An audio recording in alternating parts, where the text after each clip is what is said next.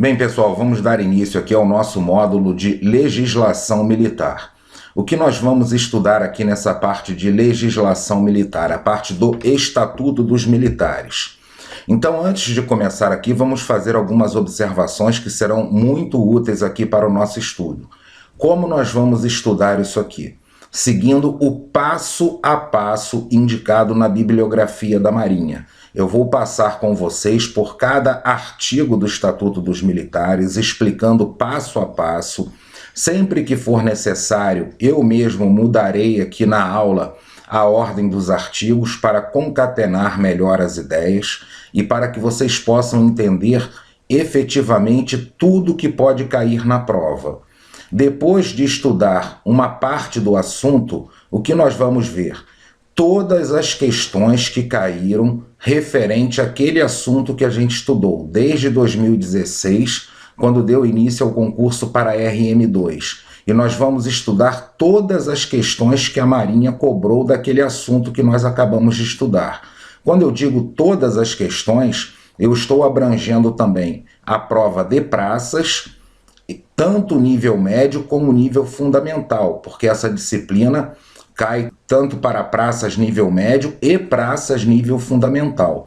Então assim vocês podem saber exatamente como a Marinha cobra isso e vocês podem ver se o estudo que está sendo feito será proveitoso na hora da realização da prova, pessoal. Segundo lugar aqui, o que eu quero sugerir para vocês no estudo do Estatuto dos Militares? Eu já deixei ali no módulo de introdução a bibliografia, o programa do concurso e a bibliografia. O que vocês devem fazer? Isso aqui todo aluno deve fazer, ter o programa e a referência bibliográfica impressa. São apenas 2 páginas, pessoal, que é o apêndice do aviso de convocação que trata do que cai na prova. Por quê? Porque a partir dali vocês podem observar se o professor está passando passo a passo explicando aquilo tudo para vocês. Isso dá uma segurança para vocês. A segunda coisa que eu recomendo é que vocês imprimam o Estatuto dos Militares, é apenas o título 1 e o título 2. Eu também já deixei ali em cima no módulo de introdução para vocês, porque você imprimindo isso, a partir do momento que eu vou aqui dando a aula, vocês vão olhando para o Estatuto dos Militares, para aquele artigo, vocês façam as anotações que vocês quiserem fazer, que porventura queiram fazer.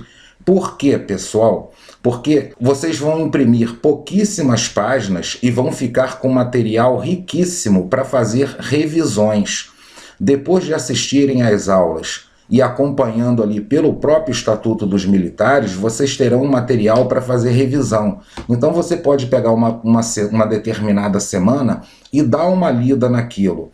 Porque você vai chegar lá na hora da prova, você vai precisar, um pouco antes da prova, uns 3 dias, de um material rico que você possa fazer revisões rápidas para a matéria estar fresca na sua cabeça. Então, aqui na matéria Estatuto dos Militares, a melhor forma é essa, porque vocês vão imprimir poucas páginas e através de uma simples leitura do Estatuto, depois, obviamente, de ter assistido às aulas, vocês já vão ter um material riquíssimo para fazer as suas revisões. Uma outra observação aqui, pessoal, observem bem aqui uma coisa.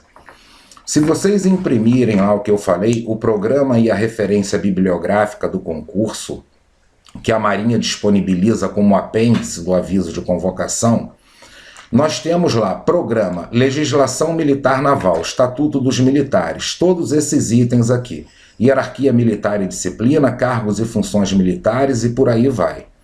Porém, continuando lendo lá o programa, vocês vão passar para um outro tópico que é referência bibliográfica. O que é isso? Onde a Marinha está indicando para você estudar esses tópicos do programa. Por que eu estou fazendo essa observação para vocês? Quando a gente chega na referência bibliográfica, ali diz para a gente estudar o título 1 e 2 do Estatuto dos Militares. Ou melhor, para a gente procurar esses tópicos do programa dentro do título 1 e 2 do Estatuto dos Militares.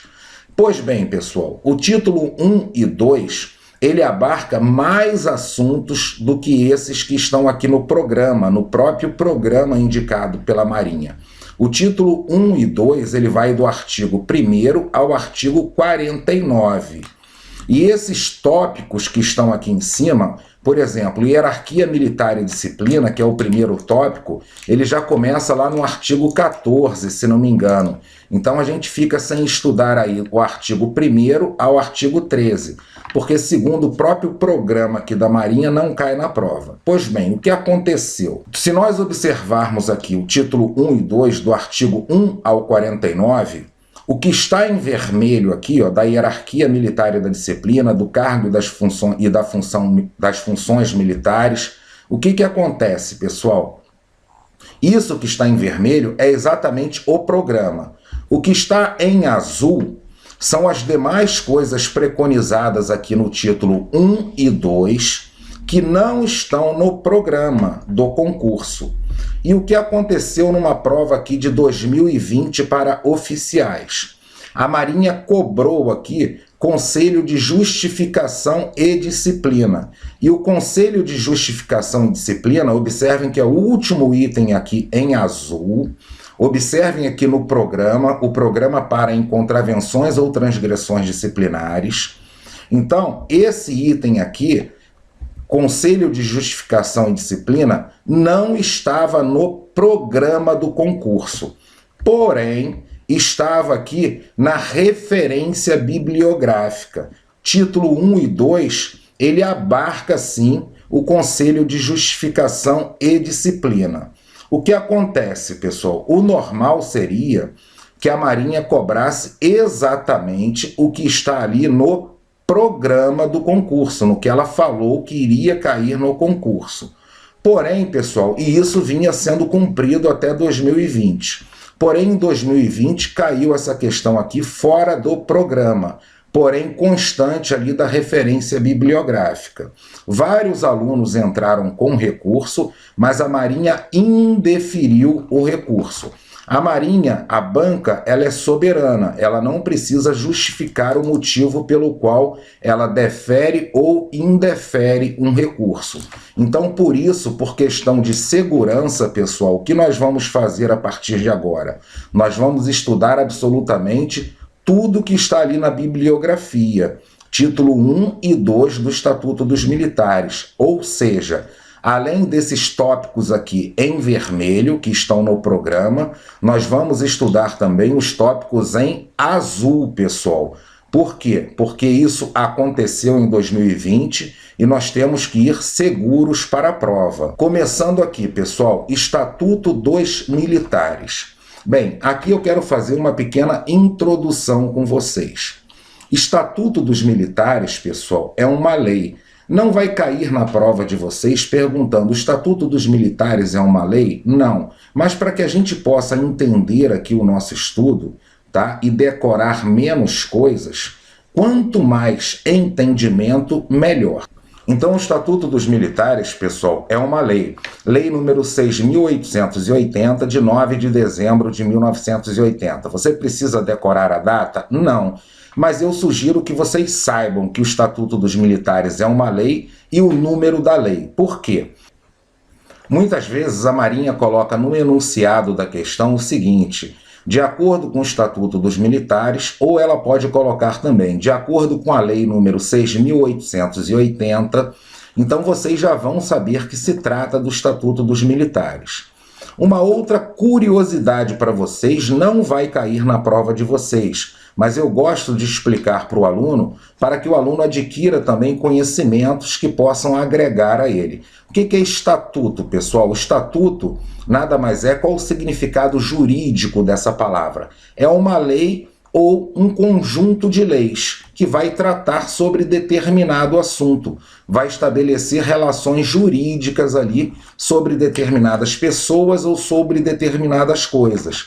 Então, por exemplo, eu posso ter o Estatuto do Servidor Público, vai ser uma lei ou um conjunto de leis que vai tratar sobre o servidor público. Então, Estatuto dos Militares é uma lei que vai tratar sobre assuntos aqui militares, nada mais que isso. Então, o estatuto aqui no dicionário jurídico é uma lei ou conjunto de leis que vai disciplinar a relação jurídica que possam incidir sobre certas pessoas ou coisas. No caso do Estatuto dos Militares, ele vai disciplinar relações jurídicas que vão incidir sobre os militares. Nada mais que isso.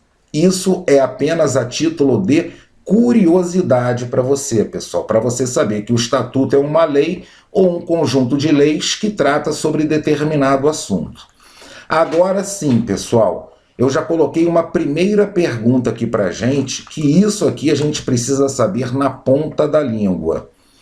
Do que trata o Estatuto dos Militares? Logo no artigo 1º do Estatuto dos Militares, ele diz ali do que o Estatuto dos Militares trata.